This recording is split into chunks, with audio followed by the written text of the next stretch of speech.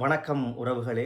இப்போ நாங்கள் பார்க்க போகிற தகவல் என்னென்னு பார்த்தோம்னா, கனடாவில் எக்கனாமிக்கல் ரீதியாக பல கிரெடிட் கார்டு வச்சிருக்கிற ஆட்கள் அந்த கிரெடிட் கார்டுக்குரிய பணத்தை மீள் செலுத்துவது, அந்த தொகையை அந்த தவணையில் மீள் செலுத்துகிற ஆட்களின் எண்ணிக்கை பயங்கர அளவாக குறைஞ்சு கொண்டு போயிருக்குது.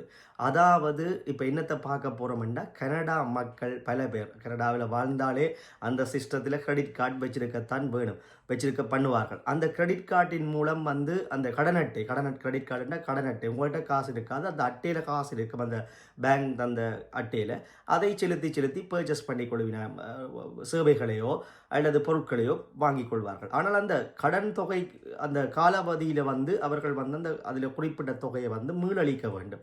ஆனால் இப்போ கனடா வரலாற்றில் இந்த 2024 இறுதி பகுதியிலையும் 2024 எடுத்துக்கொள்ளலாம், இந்த 2025 காலாண்டு பகுதியில் இப்போ நடந்து முடிந்த காலப்பகுதியில் இந்த கடன் அட்டையிலான சேவைகள் பொருட்களை நுகர்ந்த நுகர்வோர் அதை மீளளிப்பதிலிருந்து தவறுகிறார்கள் என்று புள்ளி விவரம், அதிகமாக தவறுகிறார்கள் என்று புள்ளி விவரங்கள் காண்பிக்கின்றன.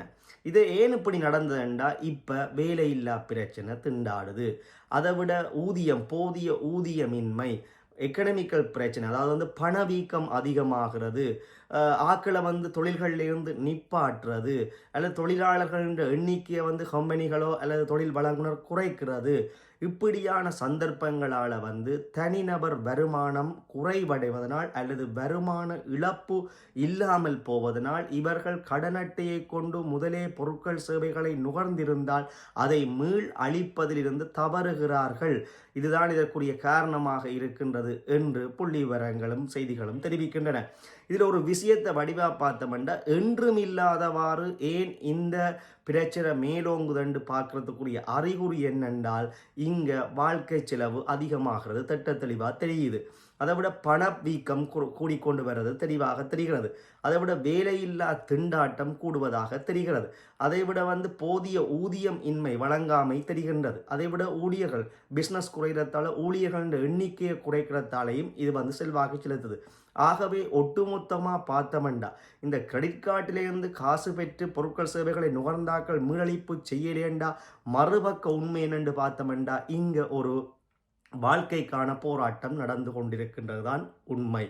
அது வெட்ட வெளிச்சமாக சொல்லாமல் விட்டாலும் இதுதான் நடக்கின்ற உண்மை. ஏனென்றால் வரலாற்று கடந்த ஆண்டுகளை விட இந்த ஆண்டில் கூடுதலாக கடன் அட்டை மீளளிப்பு இல்லாமல் இருக்குதுண்டா, இந்த காரணிகளும் செல்வாக்கு செலுத்துது. ஆகவே கடன் அட்டை வைத்திருப்போர் என்றால், கடன் அட்டை வைத்திருந்தாலே பிரச்சனை, உண்மையாகவே கடன் அட்டையை வச்சிருக்காமல் விட்டால் தான் நல்ல. ஏன்னா உங்களை அறியாமே இருக்குன்னு சொல்லி நீங்கள் பர்ச்சேஸ் பண்ணி போடுவீங்க. பிறகு வருமானம் பெருமென்ற ஒரு நம்பிக்கைலாம் அதை வேண்டுறது. ஆனால் பிறகு தலையில் பொடியக்கில் தான் அங்கே எல்லாம் மீறிடும், அணையை தாண்டிடும். கனபேர் அது மேலைத்தேய நாடென்றாலே முதலாளித்துவ நாடென்றாலே கடன் அட்டையை பழக்கி விடுவார்கள். அந்த கடன் அட்டையினூடாகத்தான் பரிவர்த்தனைகள் நடக்கும், இருக்குத்தான் என்று எல்லாம் செலவழிப்பார்கள். பல பேருடைய வாழ்க்கை, பல பேருடைய பிஸ்னஸே கடன் அட்டையை நம்பித்தான் இருக்குது.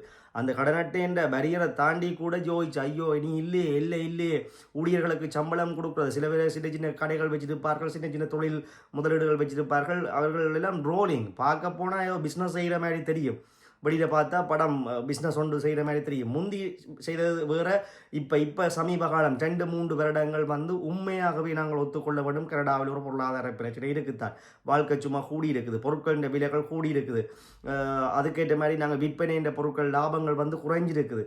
ஆகவே பலர் கடன் அட்டையிலான் வாழ்ந்து கொண்டிருக்கிறார்கள். முதல் கடன் அட்டை ஏதோ தேவைக்கு பயன்படுத்தினவர்கள் இன்றைக்கு கடன் அட்டையை பாவிச்சு ரோலிங்கில் ஏதாவது செய்யலாம் வாழ்க்கையை கொண்டு போகிறார்கள். ஒரு சின்ன பிஸ்னஸ் செய்திருந்தால் அந்த ஊழியர்களுக்கு கூட சம்பளம் கொடுக்க இல்லாத துர்ப்பாக்கிய நிலைமைகளில் பலர் தொழில்களை விடுகிறார்கள் அல்லது தொழில்களில் கஷ்டப்படுகிறார்கள். ஏனென்றால் கடன் அட்டையில் தான் ரன் பண்ணினோம், கடன் அட்டையிலையும் வெட்டி கொடுத்தாலும் பிறகும் அது காணாமல் இருக்குது, அந்த கடன் தொகை காணாமல் இருக்கிறது. ஆகவே இந்த நாடுகள் கடன் அட்டைக்கு பழக்கப்பட்ட நாடுகள், பழக்குகின்ற நாடுகள் ஒருவனை கடனாளியாக உருவாக்க வேண்டும், அவனை அதுக்கு அந்த சுழலுக்குள்ளேயே வைத்திருக்க வேண்டும் என்பதுதான் இதனுடைய நோக்கம். ஆகவே இயன்றவரை கடன் அட்டை இல்லாமல் இருந்தால் வாழ்க்கையை சுமூகமாக வாழலாம். எங்களுடைய இலங்கை போன்ற நாடுகளையும் கடன் அட்டை எல்லாம் இருக்குது. ஆனால் கடன் இல்லாத வாழ்க்கை, கடன் அட்டை என்றாலே கடன் தான். ஆகவே இந்த புள்ளிவிவரங்களின் படி பலர் கடன் அட்டை எடுத்து திவாலாக இருக்கின்றார்கள். அவதானமாக செயற்படுங்கள். மீண்டும் இது போன்ற செய்திகளை அறிவதற்கு தொடர்பிடுங்கள். நன்றி, வணக்கம்.